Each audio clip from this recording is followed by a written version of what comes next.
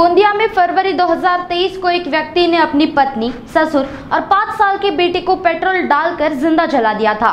इस मामले में अब गोंदिया जिला सत्र न्यायालय ने आरोपी को फांसी की सजा सुनाई है।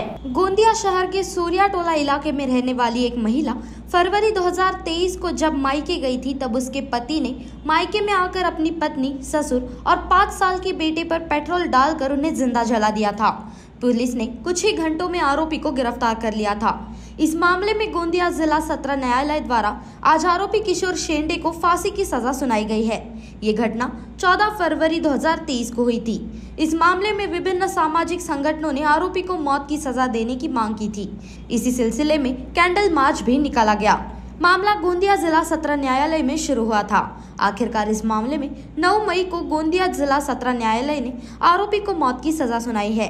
गोंदिया जिला सत्र न्यायालय के मुख्य न्यायाधीश NB लवटे ने आरोपी को मौत की सजा सुनाई।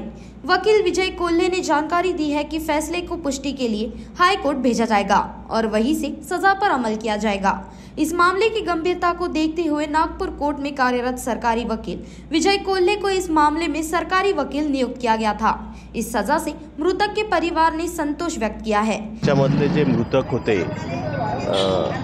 आरती, त्याच्यानंतर जय आणि देवानंद मेश्राम या तिघांनाही जाळून ठार मारल्याप्रकरणी फाशीची शिक्षा सुनावलेली आहे। आणि या केसमध्ये ही रेअरेस्ट ऑफ रेअर केस का होती, यामध्ये या आरोपींनी त्यांना तिघांनाही ते स्वतःचे त्याचे जवळचे नातेवाईक होते, त्यांना जाळून त्यांनी मारून टाकलं। त्याच्यानंतर दुसरी गोष्ट अशी होती की ते तिन्ही जे विक्टिम होते ते डिफेन्सलेस होते, कारण एक 4 वर्षाचा मुलगा होता, एक त्याची पत्नी होती 30 वर्षाची स्त्री, आणि तिसरा व्यक्ती जो देवानंद होते त्याचे सासरे ते पॅरालिटिक होते। त्यामुळे ही दुर्मिळातली दुर्मिळ घटना होती, म्हणून न्यायालयाने सारासार विचार करून आज या केसमध्ये गोंदियाच्या जिल्हा निर्मिती झाल्यानंतर त्यांच्या इतिहासातली पहिली फाशीची शिक्षा आहे। सूर्यटोला नावाची जी जागा आहे, रामनगर पोलीस स्टेशनच्या हद्दीमध्ये जी वस्ती आहे, तिथल्या सगळ्या नागरिकांमध्ये एक प्रकारची भीती आणि चिडीचं प्रचंड रोष असलेलं असं एक वातावरण त्या ठिकाणी निर्माण झालेलं। आणि अशा परिस्थितीमध्ये याच्यामध्ये योग्य तो तपास केला, आरोपीला ताब्यात घेतलं आणि 1.25 वर्षाच्या आतमध्ये माननीय न्यायालयाने हा निकाल दिलेला आहे, ज्याच्यामध्ये मरोस्तवर फाशीची शिक्षा ही सुनावण्यात आलेली आहे।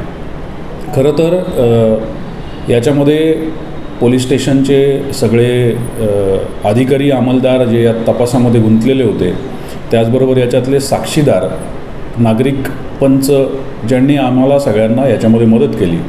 राष्ट्र निर्माण न्यूज़ के लिए गोंदिया से सतीश पारजी की रिपोर्ट।